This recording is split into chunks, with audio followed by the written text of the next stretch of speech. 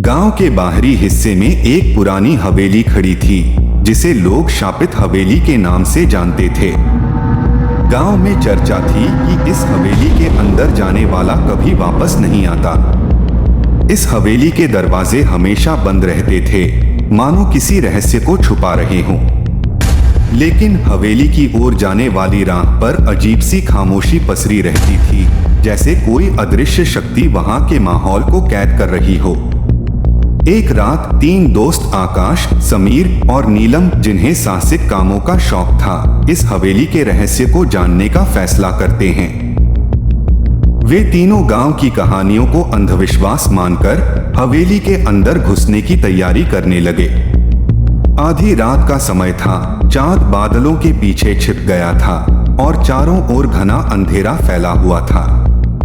हवेली के दरवाजे पर पहुंचते ही ठंडी हवा का एक झोंका आया, मानो हवेली उन्हें अंदर बुला रही हो।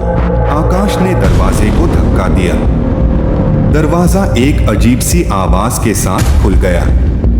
तीनों दोस्तों ने एक दूसरे की ओर देखा और हिम्मत जुटाकर अंदर कदम रखा। हवेली के अंदर का माहौल डरावना था। हर कोने में धूल जमा थी, दीवारों पर धुंधले चित्र थे और एक अजीब सी गंध हवा में तैर रही थी। उनकी सांसें थमसी गईं, लेकिन पीछे हटने का कोई इरादा नहीं था।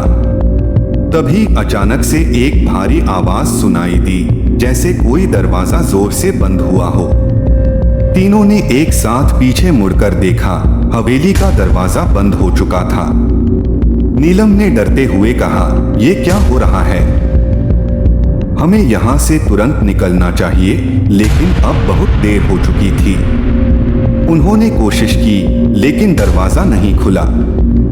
हवेली के अंदर अचानक से ठंड बढ़ने लगी और एक अजीब सी हरकत महसूस होने लगी। समीर ने एक दीवार के पीछे छिपा दरवाजा देखा। उसने इशारे से दोनों को बुलाया। तीनों ने हिम्मत जुटाई और दरवाजे के पास पहुंचे। दरवाजा हल्का सा खुला था और अंदर अंधेरा था।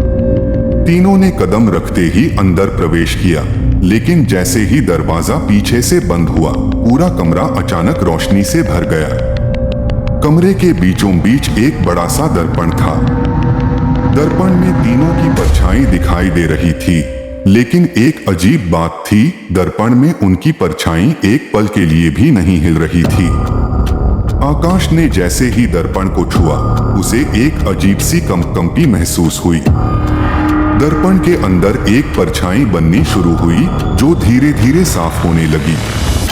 उस परछाई का चेहरा किसी की याद दिला रहा था। वह समीर के दादा का चेहरा था, जो कई साल पहले इस हवेली में गायब हो गए थे। समीर ने कांपते हुए कहा, यह कैसे हो सकता है? मेरे दादा, उसकी आवाज में डर और हैरानी की मिश्रण था। दर्पण में दिख रही परछाई ने अचानक अपनी आंखें खोली और वह धीरे धीरे बोलने लगी, "तुम लोग यहाँ क्यों आए हो? इस हवेली में बहुत कुछ छिपा है, जिसे जानना तुम्हारे लिए खतरनाक हो सकता है।" नीलम ने कांपते हुए कहा, "हम सिर्फ सच जानना चाहते हैं।" परछाई ने एक गहरी सांस ली और बोली, "यहाँ से बाहर निकलना आसान नहीं होगा।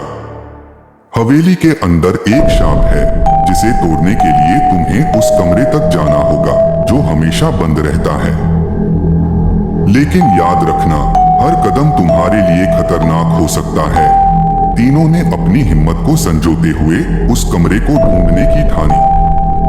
हवेली की गलियों में चलते चलते उन्हें अजीब आवाजें सुनाई देने लगी, कभी किसी के कदमों की आहट तो कभी किसी के हंसने की आवाज। एक पल के लिए उन्हें ऐसा महसूस हुआ जैसे कोई उनके पीछे पीछे चल रहा हो। आखिरकार वे एक ऐसे कमरे के सामने पहुंचे, जिसका दरवाजा धूल और मकड़ियों के जालों से ढका हुआ था।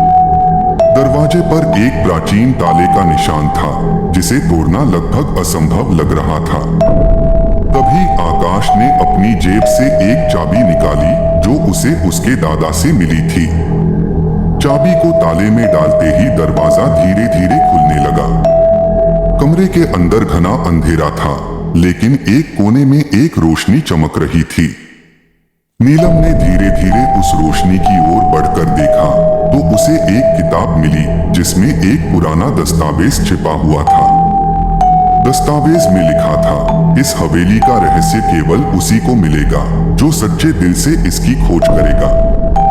लेकिन याद रहे, यह सच जानने की कीमत बहुत भारी हो सकती है। तीनों ने दस्तावेज को पढ़ते ही महसूस किया कि उनकी तलाश का अंत निकट है। लेकिन तभी हवेली के अंदर एक जोरदार आवाज गूंजी और दीवारें हिलने लगी। हवेली का पूरा ढांचा जैसे गिरने को था। तीनों ने एक दूसरे का हाथ पकड़ा और तेजी से हवेली से बाहर निकलने की कोशिश की। दरवाजा खुला, लेकिन बाहर की दुनिया बदल चुकी थी। हवेली का दरवाजा उनके पीछे बंद हो गया और वह जादुई ढंग से गायब हो गई। तीनों ने वापस मुड़कर देखा, लेकिन अब वहां कुछ भी नहीं था, न हवेली न कोई रहस्य। जो कुछ भी हुआ था वह एक भयानक सपने जैसा लग रहा था। लेकिन एक बात साफ थी, वे उस शापित हवेली के